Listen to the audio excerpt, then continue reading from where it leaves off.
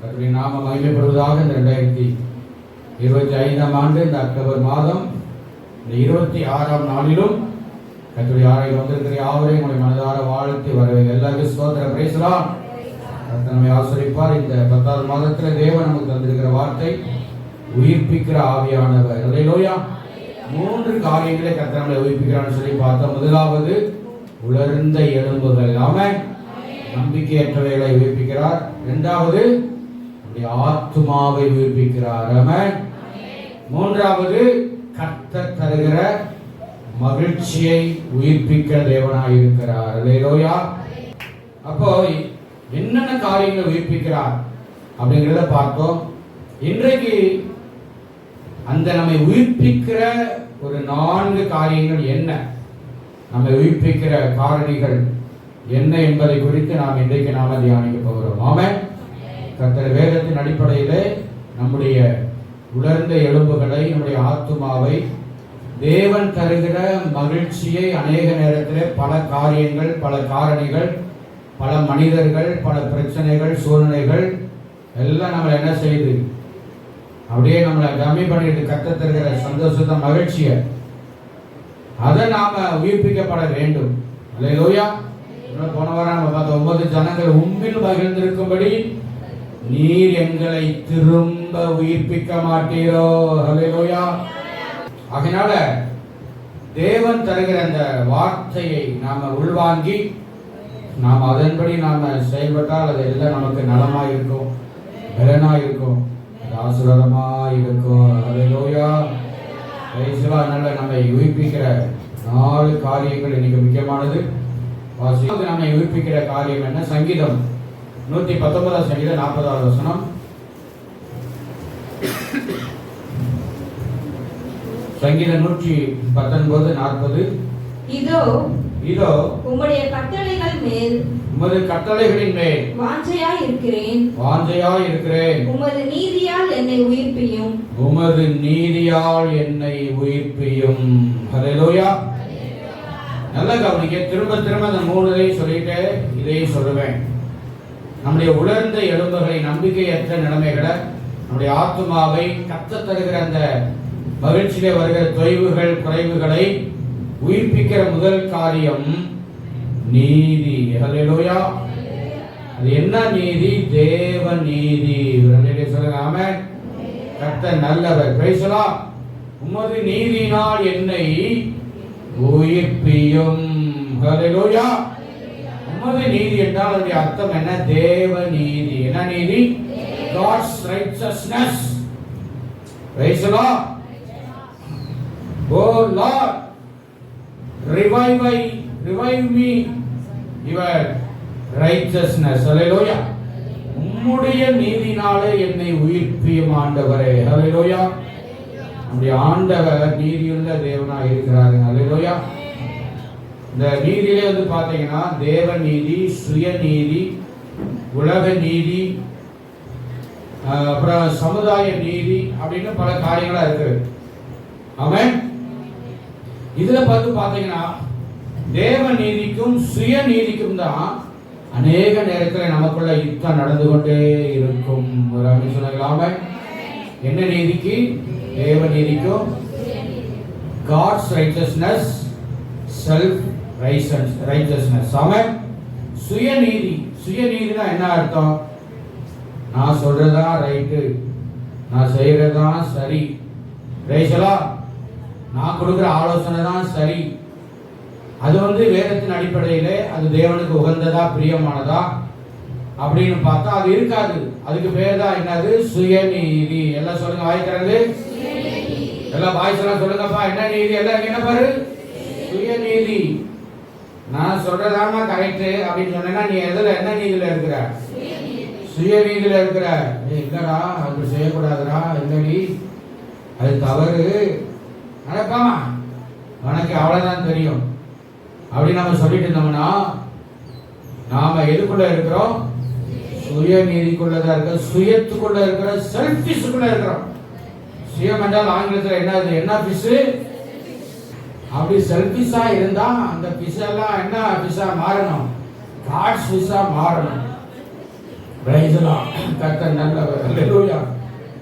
அப்போ தேவனுடைய நீதி தான் நம்மளை என்ன செய்யும்? நம்ம வாழ்க்கையை உயிர்ப்பிச்சுக்கிட்டே இருக்கும். ஹல்லேலூயா. நான் நீதிப்படி தேவ நீதிப்படி நான் நடக்கிறேன், பேசுகிறேன், ஜெபிக்கிறேன், செய்கிறேன். ஹல்லேலூயா. ஒருவேளை நீங்க சுயநீதியிலே பழக்கப்பட்டிருந்தீங்கன்னா நீங்க செய்கிற காரியம் 100% தவறானதாக இருந்தாலுமே மற்றவங்க சொல்லும்போது நீங்க ஏத்துக்கவே மாட்டீங்க. காரணம் என்னன்னா நீங்க முழுக்க முழுக்க சுயநீதியில உங்க மைண்டு, உங்க ஹார்ட் எல்லாம் நிரப்பப்பட்டு விட்டது. அந்த சுயநீதி எல்லாம் நான் உடைக்க வேண்டும். ஹல்லேலூயா. எங்கள் நீதி எல்லாம் உண்டாக அழுக்கான கந்தையா இருக்கிறது வேதம் சொல்லுது. எல்லா வருடத்தை உயர்த்தி சொல்லுங்க, ஆண்டவரே சுய நீதி எல்லாம் அது அழுக்கான கந்த துணியப்பா. இந்த கந்த துணி எது? அடுப்பங்காரில் இருக்கிற அந்த கந்த துணியை எடுத்து கொஞ்சம் மோந்து பார்த்தீங்கன்னா தெரியும் அந்த கந்த துணி எப்படி இருக்குதுன்னு. அதை போய் நாங்க ஏங்க மோந்து பார்க்கிறோம்?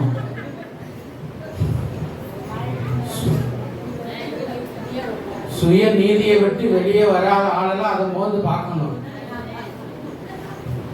நான் சொல்றதான் ஏன் ரைட், நான் சொல்றதான் ரைட். நீ என்ன சொல்றது? நான் மீச வச்ச ஆம்பளை, நீ என்ன சொல்றது? நீ மண்ணு, நான் எலும்பு. நான் சொல்றதான் கரெக்ட்னு அம்மனிங்க நீங்க சொன்னீங்கன்னா உங்களுக்கு தான் முடிச்சோன்னே வீட்டுக்கு போங்க. அடுப்பக்கடைக்கு போய் என்ன அப்படியெல்லாம் சொல்லி தரீங்களா? தான் நியாயமாயா? அந்த வேத வசந்து வேற என்ன வழக்கத்தை கொடுக்கிறது? என் சுயநீதியெல்லாம் அழுக்கான கல்ல. நம்மளை நாமளே ஜட்ஜ் பண்ணி பார்க்கணும். ஹல்லேலூயா. தேவ நீதிக்கு முன்னால நம்ம நீதி எப்படி இருக்குது என்பதை நம்ம ஆராய்ந்து பார்க்க வேண்டும். ஹல்லேலூயா. Praise the Lord. தேவன் நல்லவர். அதனால தாவீது அவர் ஆண்டவரை கேட்கிறார், உம்முடைய நீதினால என்ன செய்யப்பா, என்ன உயிர்ப்பியும் ஆண்டவரே. ஹல்லேலூயா. சுயநீதி உடையவன் பரிசேயன் என்று வேதம் சொல்லுகிறது. ஆமென். அப்படித்தானே? 2 பேரும் ஜெபமான ஆலயத்துக்கு போனாங்க. அதுல ஒருத்தன் பரிசேயன், ஒருத்தன் ஆயக்காரன். லூக்கா 12ஆம் அதிகாரத்தில் இருக்குது, வாசிக்க நமக்கு நேரம் போதாது.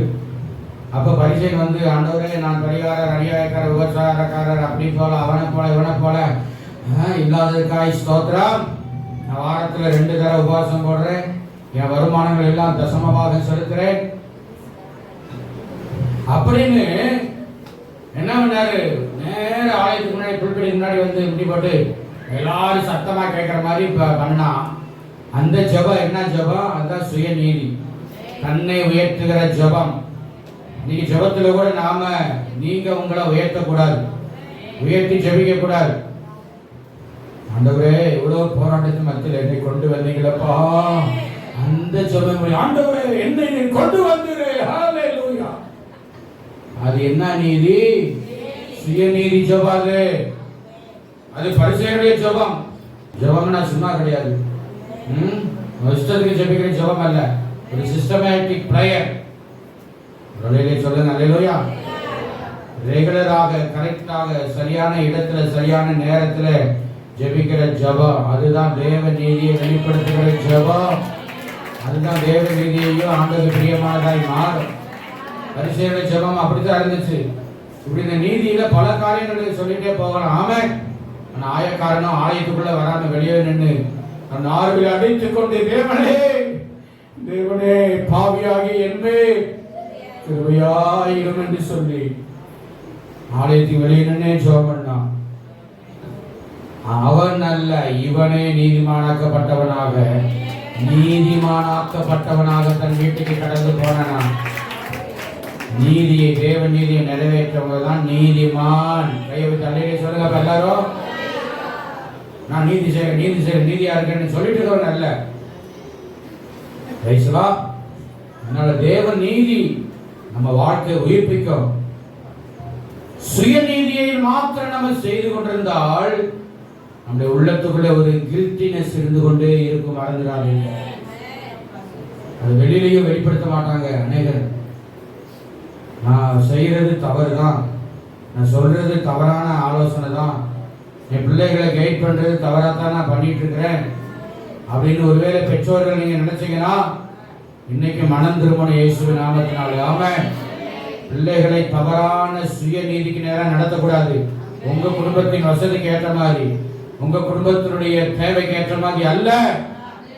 தேவனுடைய நீதி எப்படிப்பட்டதா இருக்கிறது அதற்கு முன்பாக அப்படி நீங்க சுய நீதியவே நீங்க வெளிப்படுத்திக்கிட்டே இருந்தீங்கன்னு சொன்னா உங்க உள்ளமானது குற்ற உணர்வோடையே இருக்குங்க. மறந்துடாதீங்க, குற்ற மனசாட்சியோட தான் நீங்க இருக்க முடியும்.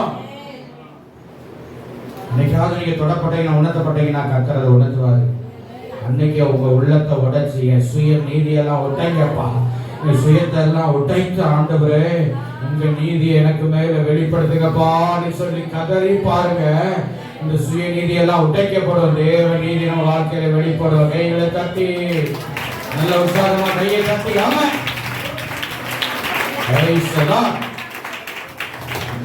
இரண்டாவது நம்மை உயிர்ப்பிக்கிற இரண்டாவது காரியம் அதே சங்கீதம் 119. இந்த சங்கீதத்துல தான் 4 காரியத்தை தாவீது எழுதி வச்சிருக்கிறார். 156 வசனம், 119, 156. கர்த்தாவே, கர்த்தாவே, உம்முடைய இரக்கங்கள் மிகுதியாய் இருக்கிறது. உம்முடைய இரக்கங்கள் மிகுதியாய் இருக்கிறது. உமது நியாயங்களின்படி, உமது நியாயங்களின்படி என்னை உயிர்ப்பியும். அல்லேலூயா. இரண்டாவது உமது நியாயங்கள். ஃபர்ஸ்ட் சொன்னாரு உமது நீதி. Praise the Lord. God's righteousness. Second one, God's judgments. அல்லது God's laws, அதாவது சட்டதிட்டங்கள். தேவனுடைய சட்டதிட்டங்களின்படி தேவன் நம்மை உயிர்ப்பிக்கிறார். அல்லேலூயா. நியாயங்கள் என்று சொன்னால் ஜட்ஜ்மெண்ட்ஸ். ஜட்ஜ்மெண்ட்னா என்னது? ஒரு நீதிபதி என்ன செய்வாங்க? தீர்ப்பு சொல்லுவார்கள். ஆமென். ஒரு காரியத்துக்காக என்ன செய்வாங்க? ஒரு குற்றவாளியை நிறுத்தி அவங்க நிரபராதி அல்லது குற்றமற்றவர் அப்படின்னு நியாயங்கள், நியாய தீர்ப்பு என்பது உலகத்திலே ஒரு மாதிரி இருக்கும், தேவனிடத்திலே வேற மாதிரி இருக்கும். அல்லேலூயா. உலகத்தில் நீதிபதிகள் கொடுக்கிற தீர்ப்பு போல தேவன் கொடுக்கிற தீர்ப்புகள், சட்டதிட்டங்கள் இருக்கவே இருக்காது. ஆமென். நம்முடைய தேவன் அவர் நீதியுள்ள நியாயாதிபதி. அவர் உள்ளதை உள்ளதென்றும் இல்லதை இல்லதென்று சொல்லுகிற அந்த தீர்ப்பு சட்டதிட்டங்கள் தாங்க நம்முடைய உலர்ந்த எலும்புகள், நம்முடைய ஆத்துமாவை தேவன் தருகிற மகிழ்ச்சியை கெடுக்கிற எல்லா காரியத்திலிருந்தும் நம்மளை உயிர்ப்பிக்கிறவைகள். அல்லேலூயா. அப்படின்னா அவருடைய நியாயப்பிரமாணங்களுடைய கட்டளைகள், 10 commandments, 10 laws அப்படின்னு சொல்லுவாங்க. கவனிங்க, இரண்டாவது நம்மை உயிர்ப்பிக்கிற காரியம் தேவனுடைய நியாயங்கள், அவருடைய நியாய தீர்ப்புகள். நாம தேவனுக்கு முன்பாக நிற்க வேண்டும். தேவன் நம்மை நியாயம் தீர்ப்பார். அவருடைய சட்டத்திட்டங்களை நாம கை கொண்டு நடக்கணும். அப்படிங்கிற அந்த ஒரு பயம் நடுக்க நமக்குள்ள வரணும். அல்லேலூயா. ஆமென். வேதத்தில் ஆண்டவர் இயேசுவும் மத்தேயுவும் சொல்றாரு, மனுஷர் பேசும் வீணான வார்த்தைகள் யாவையும் குறித்து நியாய தீர்ப்பு நாளிலே என்ன செய்யணும்? ஆண்டவருக்கு கணக்கு கொடுக்கணும். ஒரு ஆமென் சொல்லுங்களாமே. நம்ம பேசுற வார்த்தைகள் கூட என்ன செய்யணும்? ஆண்டவர்கிட்ட கணக்கு கொடுக்கணும். நியாயம் தீர்ப்பாரு. மூன்றாவது நம்ம உயிர்ப்பிக்கிற காரியம் அதே சங்கீதம் 119:88 வாசிப்போம். உமது கிருபையின்படியே என்னை உயிர்ப்பியும். உமது கிருபையின்படியே என்னை உயிர்ப்பியும். அப்பொழுது நான் உம்முடைய வாக்கின் சாட்சியை காத்து நடப்பேன். நான் உம்முடைய வாக்கின் சாட்சியை காத்து நடப்பேன். அல்லேலூயா. இப்ப சொல்லுங்க, முதல் நம்மளை உயிர்ப்பிக்கிறது என்னது?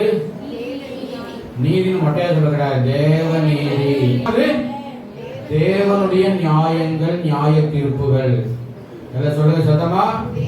தேவனுடைய நியாயங்கள், நியாய தீர்ப்புகள். மூன்றாவது கிருபை, தேவ கிருபை. எல்லாம் சொல்லுங்க சத்தமா. என்ன கிருபை? பேசலாம். ஆனா வேதத்தின்படி தேவ கிருபை என்றால் என்ன? அது எப்படிப்பட்டது? அந்த கிருபை எப்படி நம்மளை உயிர்ப்பிக்கிறது? அதுதான் முக்கியமானது. சொல்லுங்க அல்லேலூயா. ஆமென். இங்கே தாவீது சொல்றாரு 88ஆம் வசனத்துல, உமது கிருபையின்படியே. அப்படின்னா முதலாவது உமது நீதி. எல்லாம் சொல்லுங்க சத்தமா. பாய் சொல்லுங்க. இரண்டாவது உமது நியாயத்தீர்ப்புகள், மூன்றாவது உமது கிருபை. அப்படின்னா என்ன அர்த்தம்? தேவ நீதி, தேவ நியாயங்கள், அப்ப இந்த கிருபை என்றால் என்ன? தகுதி இல்லாத ஒருத்தனுக்கு கொடுக்கக்கூடிய மிகப்பெரிய கிஃப்ட் தான் என்னது? கிருபை. தேவ கிருபை என்பது எப்பொழுதும் நம்மை தாழ்த்துகிற, நம்மை ஒப்பு கொடுக்கிறது தான் தேவ கிருபை. அல்லேலூயா. இந்த கிருபையை குறித்து 2 வசனம் இருக்குது. சங்கீதம் இன்னைக்கு வாசித்த வேத பகுதி 90ஆம் சங்கீதம் 14ஆம் வசனத்தை வாசிப்போம். சங்கீதம் 90:14. நாங்கள் எங்கள் வாழ்நாளெல்லாம் கலிகூர்ந்து மகிழும்படி காலையிலே எங்களை உமது கிருபையால் திருப்தியாக்கும். அல்லேலூயா, அல்லேலூயா. கிருபையை கர்த்தர் காலையிலே நமக்கு அருளுகிறார். அல்லேலூயா. ஆண்டவருடைய கிருபையை தாங்கப்பா, உடைய கிருபையினால் என்னை உயிர்ப்பியும் ஆண்டவர். அப்படின்னா என்ன அர்த்தம்? I am not worthy. அல்லது நான் தகுதி அல்ல. கிருபை என்பது தேவனுக்கு முன்னால் நம்மை தாழ்த்துவதுதான் அந்த கிருபை. அல்லேலூயா. அந்த கிருபை இல்லாம நாங்க வாழ முடியாதப்பான்னு பாடலாம் பாடுறோங்க. அல்லேலூயா. அந்த கிருபையை காலையிலே நமக்கு ஆண்டவர் கொடுக்கிறார். ஆமென் சொல்லுங்க. அடுத்த சங்கீதம் 143ஆம் சங்கீதம் 7-8 வசனங்கள். சங்கீதம் 143 7-8. கர்த்தாவே சீக்கிரமாய் எனக்கு செவி கொடும். என் ஆவி தொய்ந்து போகிறது. நான் குழியில் இறங்குகிறவர்களுக்கு ஒப்பாகாதபடி உமது முகத்தை எனக்கு மறையாதையும் அதிகாலையில் உமது கிருபையை கேட்க பண்ணும். உம்மை நம்பி இருக்கிறேன். நான் நடக்க வேண்டிய வழியை எனக்கு காண்பியும். உம்மிடத்தில் என் ஆத்துமாவை உயர்த்துகிறேன். அல்லேலூயா. அங்கே சொல்றாரு, அதிகாலையிலே உம்முடைய கிருபையினாலே என்னை திருப்தியாக்கும் ஆண்டவரே. அல்லேலூயா. அம்மாமார்கள் ஒரு அடையிலே சொல்லுங்க. காலையில் எழுப்பின உடனே பல தேசத்தில் வாயை கொப்பிடிச்சிட்டாவது ஆண்டவர் சமூகத்தில் உட்கார்ந்து உடைய கிருபையை தாங்கப்பா, உடைய கிருபையினாலே என் ஆத்துமாவை, என் ஆவியை, என் சிந்தைய இருதயத்தை ஆண்டவரை நிரப்பி திருப்தியாக்கும் ஆண்டவரே. விரக்தியோடைய வெக்ஸோடைய என்ன கூடாது, எழும்பக்கூடாது. ராமை சொல்லுங்கப்பா. அல்லேலூயா. காலை எழும்புவதே டென்ஷனா, கோபத்தோட, எரிச்சலோட எழும்பாதபடிக்கு சொல்லுங்க. எல்லாம் சந்தோஷமா. அல்லேலூயா, அல்லேலூயா. காலையில உடைய கிருபினால திருப்தியாக்கும்னு கேட்டு எழுமுங்க. ஆமென். சொல்றாரு, அதிகாரமுடைய கிருபையை கேட்க பண்ணும். நாம நம்பியிருக்கிற ஆண்டவரே, நடக்க வேண்டிய வழியை இன்னைக்கு நான் எப்படி நடக்கணும், எதை பேசணும், எதை செய்யணுங்கிறத எனக்கு கற்று தாங்கப்பான்னு சொல்லி ஆண்டவர்கிட்ட ஜோம் பண்ணி இந்த கிருபையை பெற்றுக் கொள்ளுங்க. எல்லா வளர்த்தை வைத்து ஆண்டவரை சோதனை பண்ணுவாங்க. ஆண்டவரை அதிகாலையிலே நான் நடக்க வேண்டிய வழியை எனக்கு காண்பி, என்னத்தை செய்யணும், எதை பேசணும், எதை செய்யக்கூடாது, எதை பேசக்கூடாது, சிந்திக்க கூடாதுங்கிறதான ஆண்டவரே வழி நடத்துதல காலை வேளையில எனக்கு தாருங்கப்பா. அல்ல உலகத்தை உயர்த்தி ஆண்டவரை ஸ்தோத்திரம் ஒப்புப்படுங்க. ஆமென். ஹல்லேலூயா, ஹல்லேலூயா. இந்த கிருபையினாலதான் தேவன் நம்மளை உயிர்ப்பிக்கிறார். உலர்ந்த எலும்புகளை, ஆத்துமாவை தேவன் தருகிற அந்த மகிழ்ச்சியை உயிர்ப்பிக்கிறவர். கைகளை தட்டி ஆண்டவர் நல்லா கையை தட்டுங்கப்பா. எஸ். நான்காவது மிக முக்கியமானது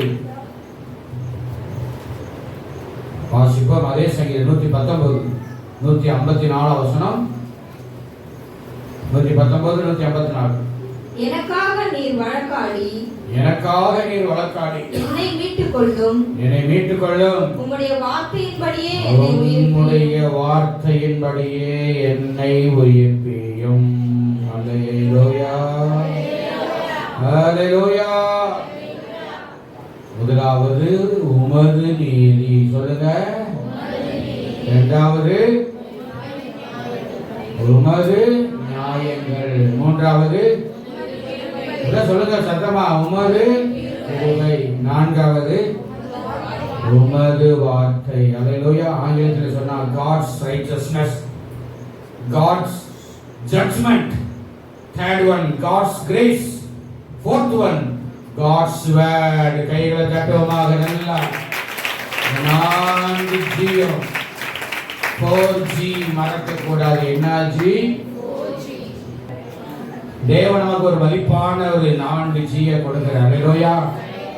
அதான் தியானிச்சுக்க. 4வது God's word. அல்லேலூயா. உமது வார்த்தையின்படி என்னை உயிர்ப்பியும். அல்லேலூயா. அல்லேலூயா.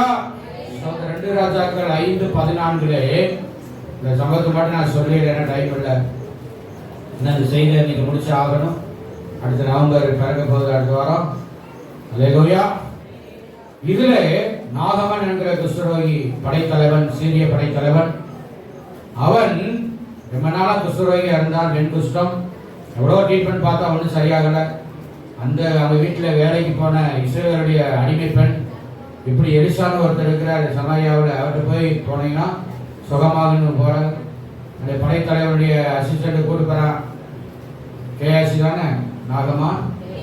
கேஎஸ் தானே அவங்க கரெக்டாக சொன்னா ரைட். அப்போது கூட்டு போயிட்டு எலிசா உள்ளே உட்காந்துக்க வீட்டுக்குள்ள. அப்போ அவங்க அசிஸ்டண்ட், ஐயா அப்படி சீரிய படைத்தலைவர் வந்துக்கிறான் நாகமான்னு. அப்படியா இருக்கு இந்த மாதிரி. அவன் போய் என்ன செய்ய, யோர்தான் நதியில் 7 முறை முங்கி இறங்கி போக சொல்ல அப்படின்னு சொன்னான். அல்லேலூயா.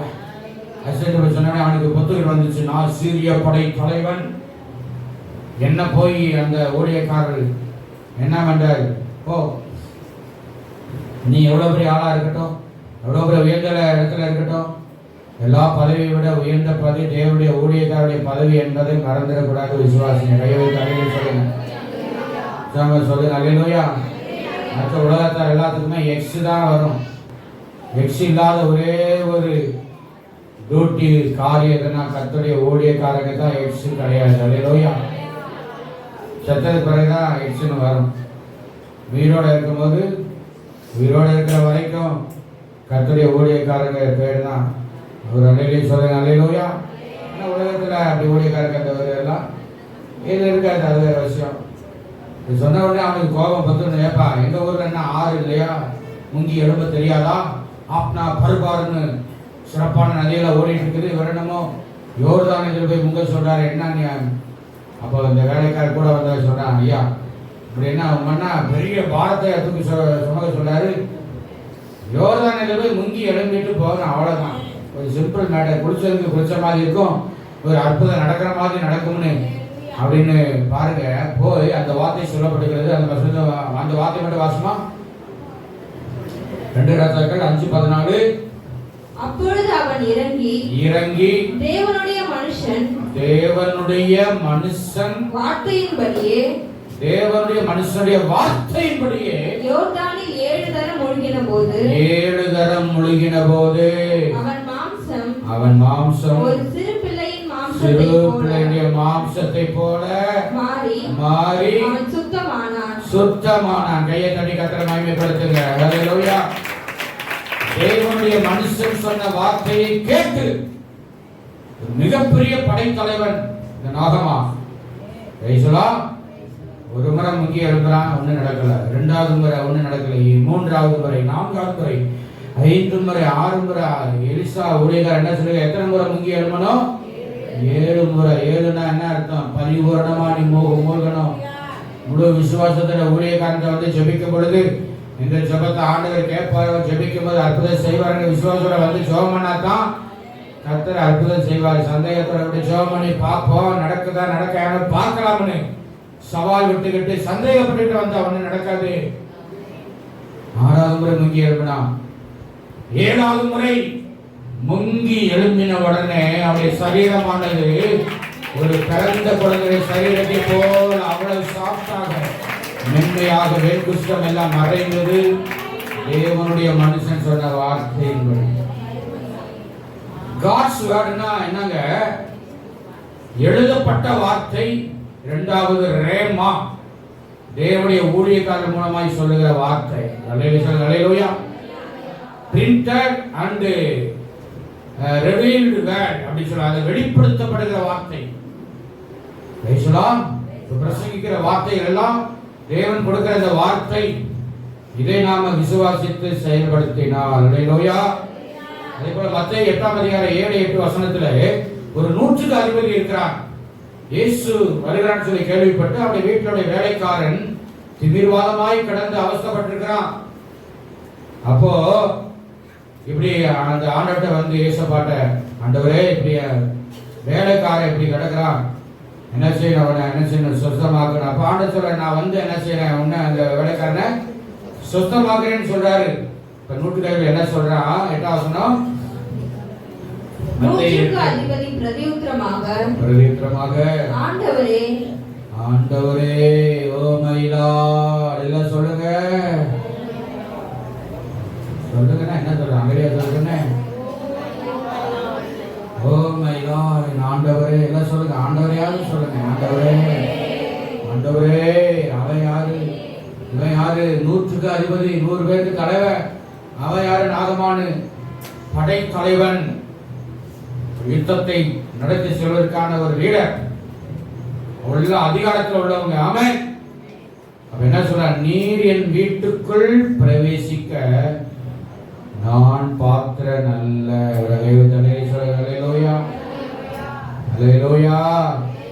யாக்கோபு அதைத்தான் சொன்னான, எவ்வளவு வேணும் பாத்திரன் அல்ல. அல்லேலூயா சொல்லுங்கப்பா. அல்லேலூயா. என்னை இதுவரைக்கும் கொண்டு வந்ததற்கு, என்னை நடத்துவதற்கு நான் எவ்வளவு பாத்திரன் அல்ல, பாத்திரன் அல்ல.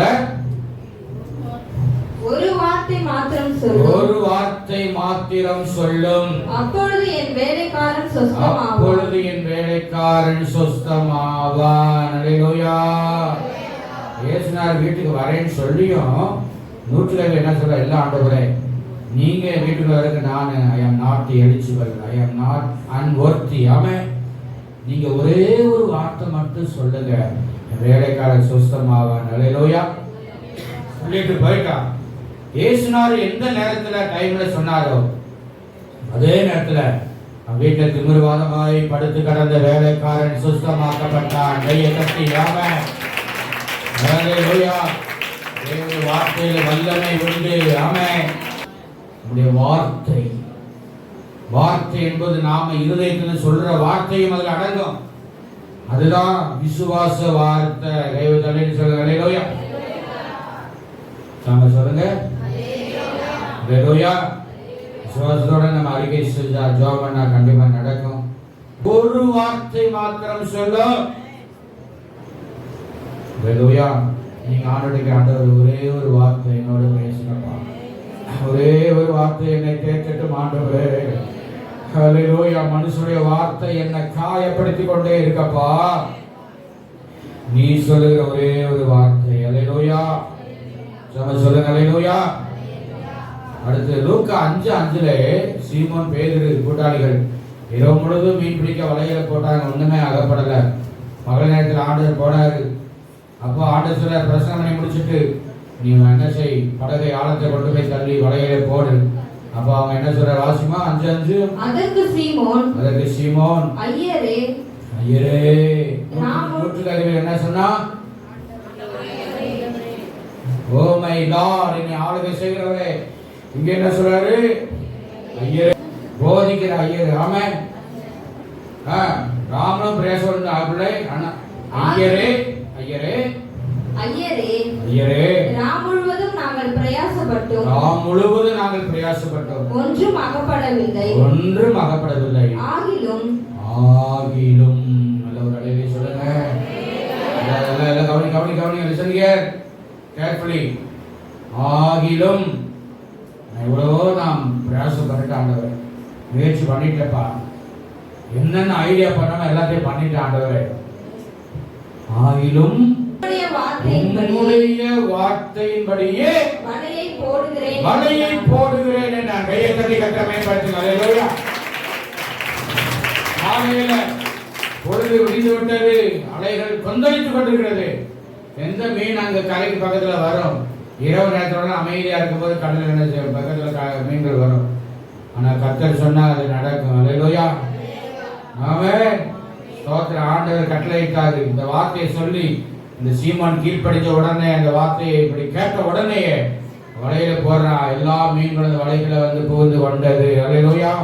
பேதுரு படகு மாத்திரமல்ல, பக்கத்திற்கு இன்னொரு காலியான படகை நிரப்பக்கத்தக்கதான இரட்டிப்பான ஆசீர்வாதத்தை கர்த்தர் தந்தாரு. அல்லேலூயா. நமக்குலாம் வேண்டாமா? அல்லேலூயா. நாமளும் நிரப்பப்படணும், மற்றவர்களையும் நிரப்பணும். அல்லேலூயா. என் வயிறு மட்டும் நிரம்பினா போதும், என் இருதயம் மட்டும் நிரம்பினா போதும், நான் மட்டும் நல்லா இருந்தா போதும், என் குடும்பம் மட்டும் நல்லா இருந்தா போதும்னு சொன்னா நீ செல்ஃபிஷ் கிறிஸ்டியன், செல்ஃபிஷ் பிலீவர்.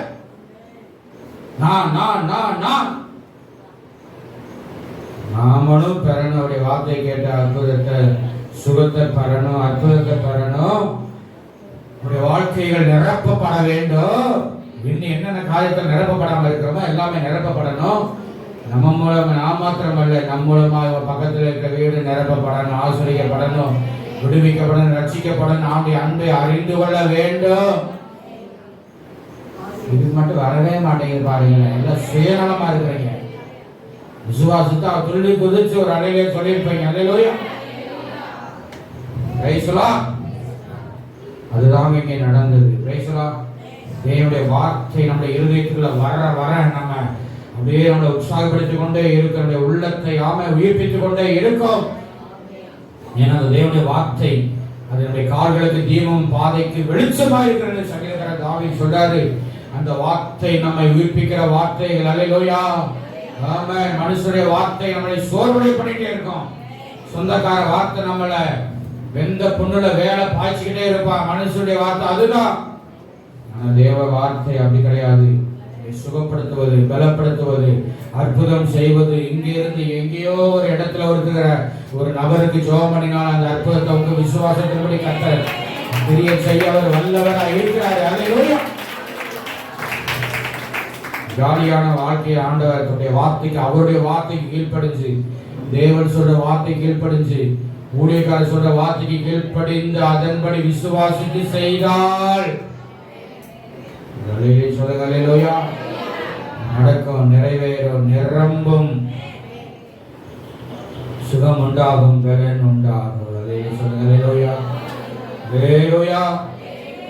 கடைசி ஒரே ஒரு வார்த்தை வாசித்து நம்ம முடிக்கலாம். எபிரேயர் நல்லா தெரிஞ்ச வசனம் 4:12. எபிரேயர் 4:12. தேவனுடைய வார்த்தையானது ஜீவனும் வல்லமையும் உள்ளதாயும் இருபுறமும் கருக்குள்ள எந்த பட்டயத்திலும் கருக்கானதாயும் ஆத்துமாவையும்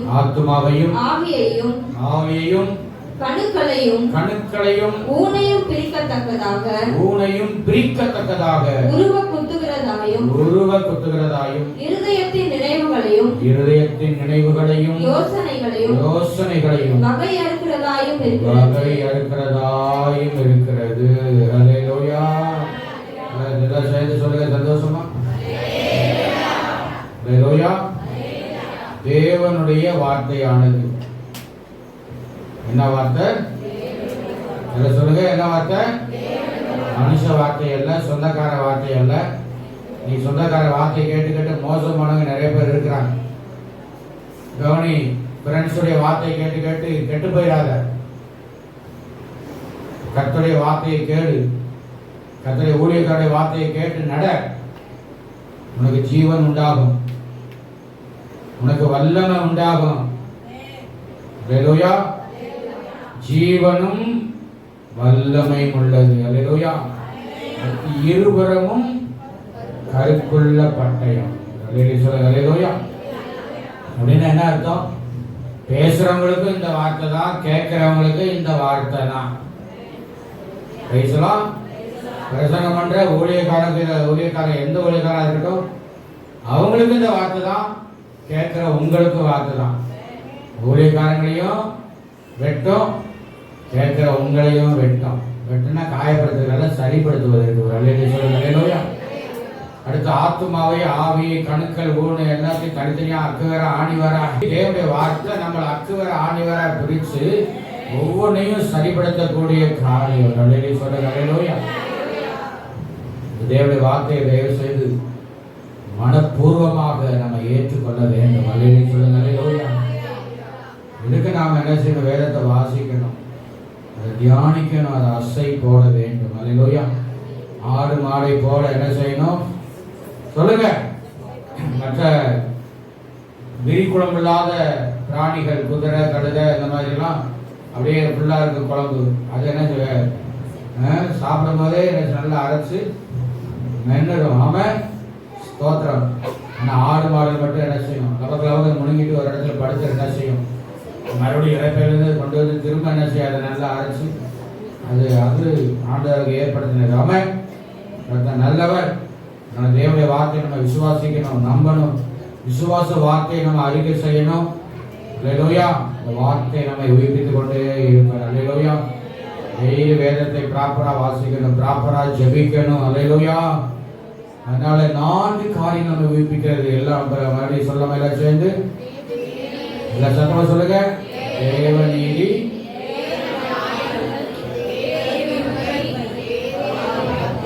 நிறைய பேர் சொல்லவே இல்லை. இந்த சைடு மட்டும் உள்ளவங்க சொல்லுங்க, சத்தமா சொல்லு. தேவனுடைய வார்த்தை. அல்லேலூயா. ஆமென். ஸ்தோத்திரம். இங்கிலீஷ்ல சொல்லலாமா? God's righteousness, God's judgment, God's grace, God's word. கைகளை தட்டுங்க. உங்களுக்காக அவங்க, உங்களுக்காக அவங்க. இப்ப நீங்க சொல்லுங்க பார்க்கலாம். தமிழ்ல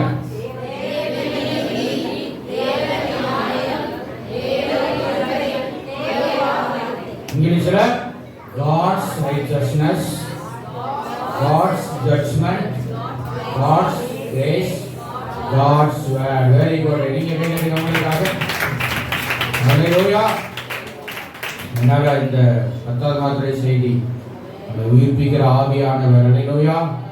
எதை உயிர்ப்பிக்கிற உலர்ந்த எலும்புகளை, ஆத்துமாவை, தேவன் தருகிற மகிழ்ச்சியில் இருக்கிற எல்லா தொய்வுகளையும் உயிர்ப்பிக்கிற அந்த 4 காரியத்தின் அடிப்படையிலே இதை கேட்கிற அன்பான தேவ பிள்ளைகளே, நீங்கள் இந்த வார்த்தையை கேளுங்கள், அதன்படி செயல்படுங்கள். கர்த்தர் உங்களை ஆசீர்வதிப்பாராக. ஆமென். God bless you.